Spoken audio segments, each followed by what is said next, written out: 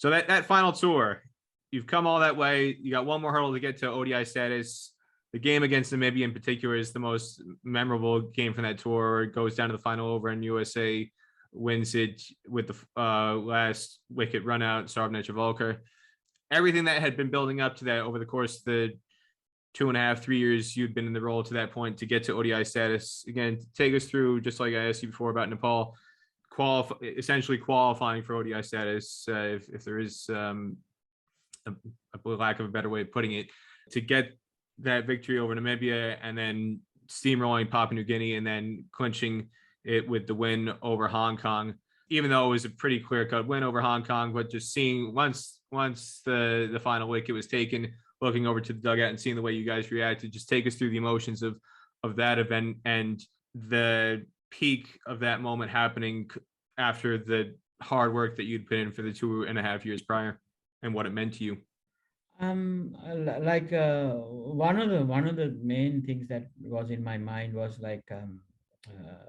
coming from Nepal also and taking the USA job, seeing how Nepal, the culture and the hungry to win games, the way that they play as a team at that time.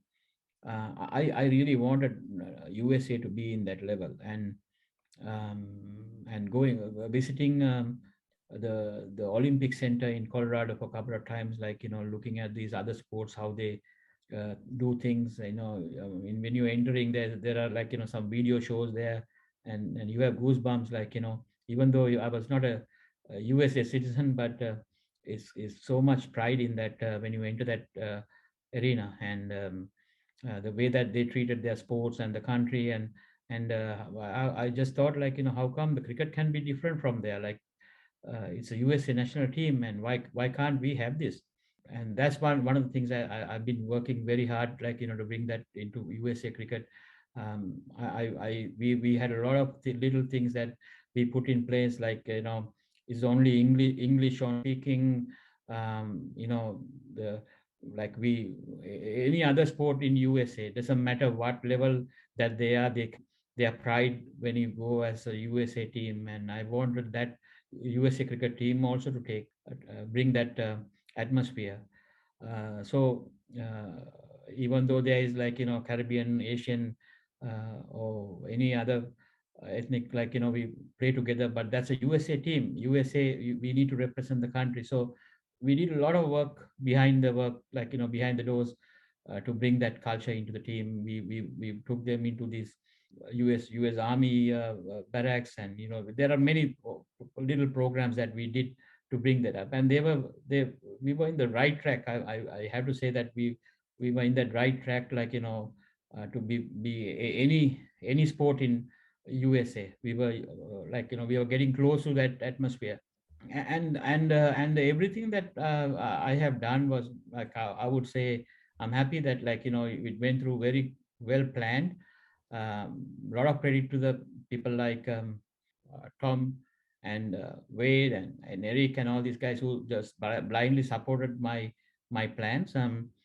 If I had to recall a few things, there was a rumor that they're going to have a Division 3 in Oman, and nobody knows about it. And there was some funds left after the Audi Cup we played in Canada.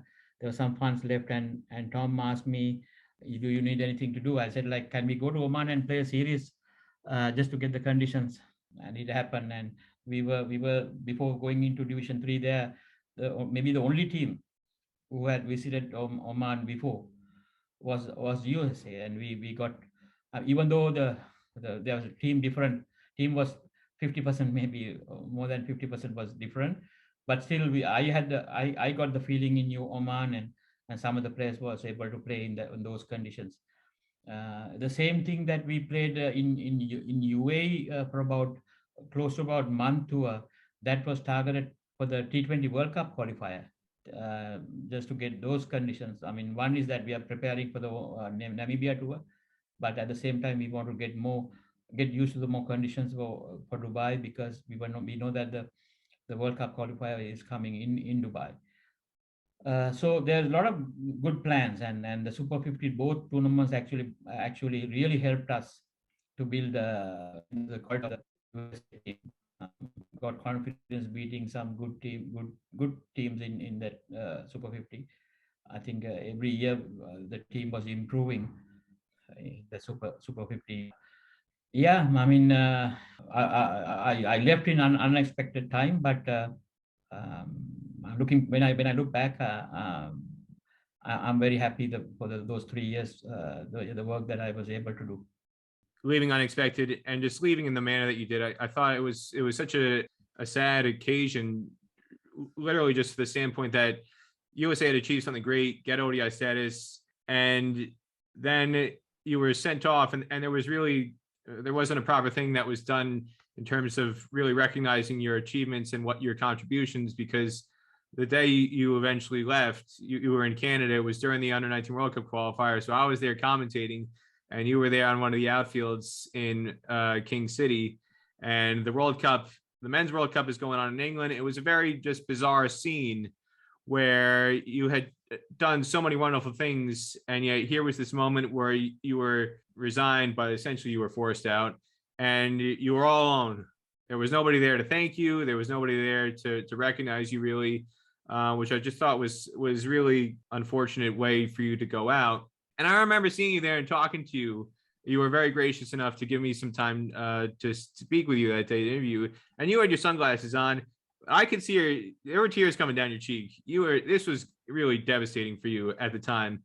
And as it should have been, the way you went out, I thought was really the way you were treated was very poor, considering everything you had done.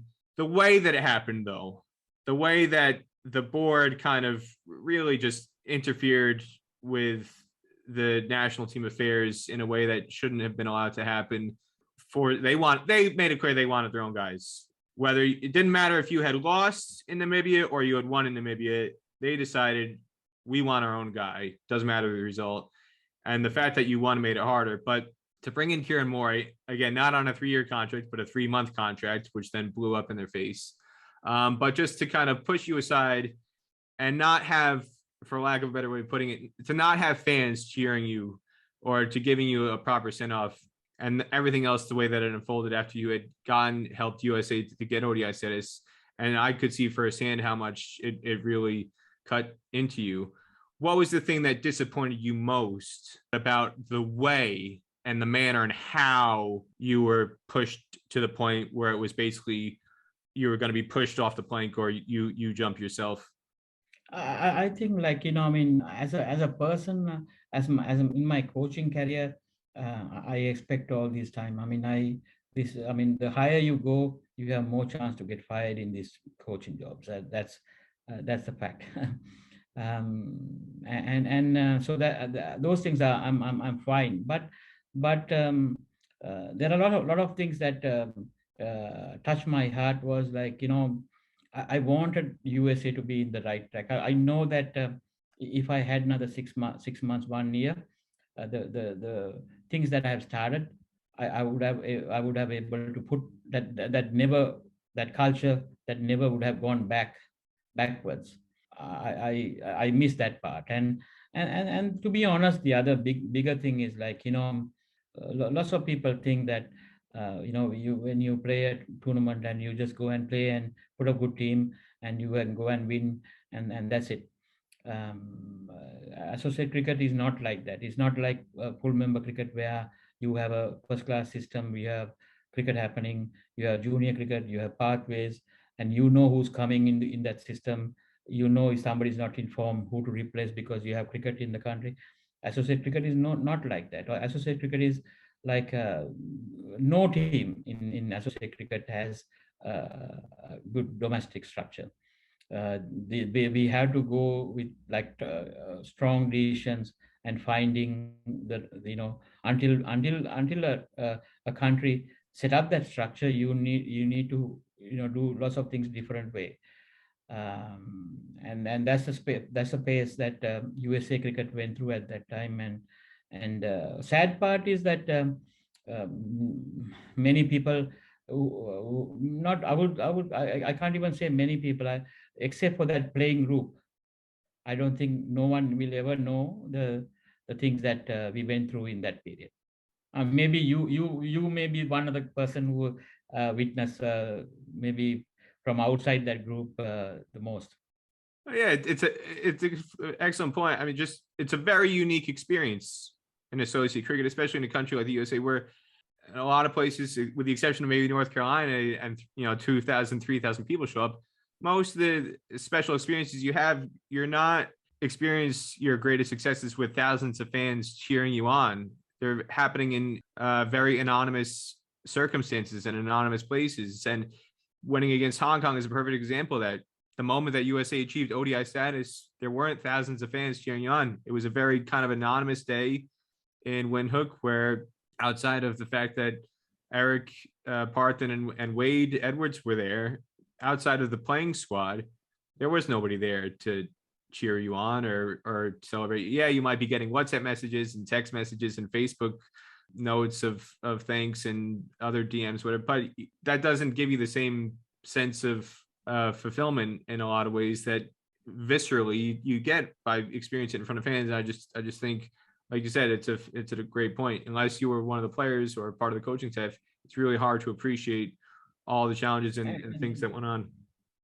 Yeah, and to add into that is just like some of the creative things that we do. Like I mean, we never had money to bring a squad to one place too many times. Like I had to go around, or we have programs individually. So three guys in New Jersey, two guys in New York, or 3-4 guys in California, Los Angeles, like 2-3 guys in Houston.